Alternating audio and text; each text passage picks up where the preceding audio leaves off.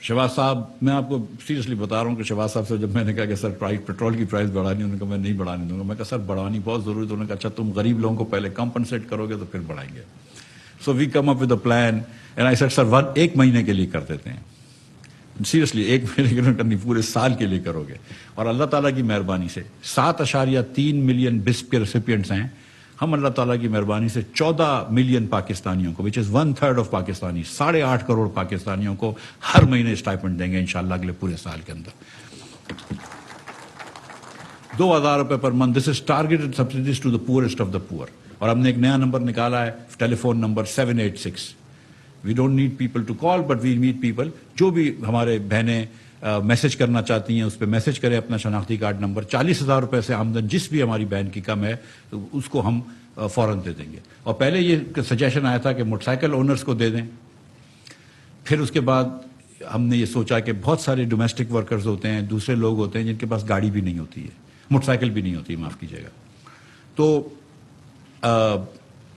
اس circumstance کے اندر یہ best ہے کہ ہم صرف غریب لوگوں کو دیں. تو ہم نے کیا کہ 40,000 سے کم آمدن کے تمام لوگ جو ہم کو اپلائی کریں گے ہم ان کو دیں گے اور ان کو اس مہینے رجسٹر کر لیں گے. جو بسٹ میں نہیں بھی ہوں گے ان کو ہم سارا سال انشاءاللہ دیتے رہیں گے. تو بسٹ کے ریسیپینٹس کو بھی پیسے مل رہے ہوں گے اور جو نان بسٹ ریسیپینٹس ہیں لیکن غریب ہیں ان کو بھی اللہ کی مہربانی سے اگلے پورے سال پیسہ دیں گے انشاءاللہ. اور we have accounted for that in the budget. I see 3 or 4 people sitting in the third row who own planes. آپ کو تھوڑا پیٹرول مہنگا ہو جائے گا but the rest of you will be okay.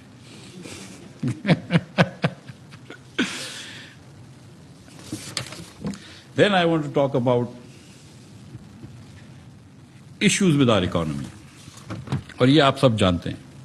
ہمارے یہاں یہ ہوتا ہے کہ گروتھ ہم کو لانا مشکل نہیں ہوتی. پاکستان میں اللہ کی مہربانی سے 2.5% پاپولیشن بڑھتی ہے.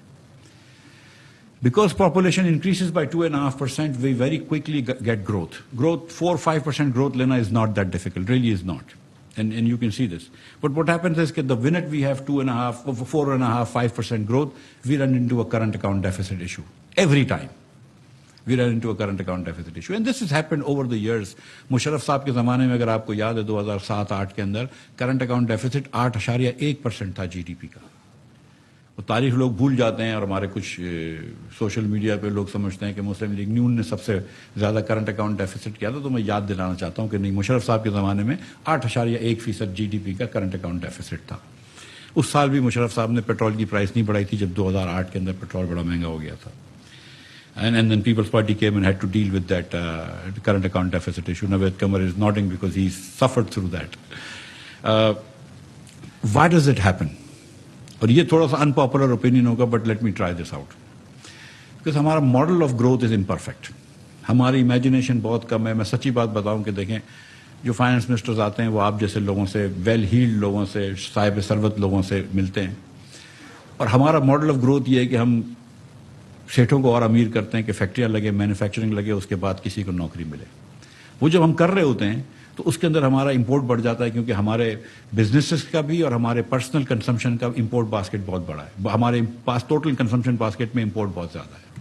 مطلب یہ کہ میں ٹرف کا ایگزامپل لیتا ہوں. There are many benefits to turf lawns of course, but ایک مسئلہ یہ تھا کہ آپ نے ٹرف لون دیے امیر ترین پاکستانیوں کو اور اس کی وجہ سے آپ کا امپورٹ بہت بڑھ گیا. اور پھر اس کے بعد ناٹ جسٹ کہ آپ کے مشینری کا امپورٹ بڑھ گیا بٹ آپ کے کنزیومر گڈس کا امپورٹ بھی بڑھ جاتا ہے. آپ نے آڈیاں خریدنی شروع کر دیں، گاڑیاں خریدنی شروع کر دیں. مثال ہے، اس کے بعد جب کرنٹ اکاؤنٹ ڈیفیسٹ بڑھ جاتا ہے تو آپ معیشت سلو کرنے شروع کرتے ہیں. جب معیشت سلو کرتے ہیں تو سب سے پہلے تو غریب آدمی کی نوکری جاتی ہے. So it's a very inverted model. And the second thing is کہ we just emphasize import substitution and we don't do export promotion. اور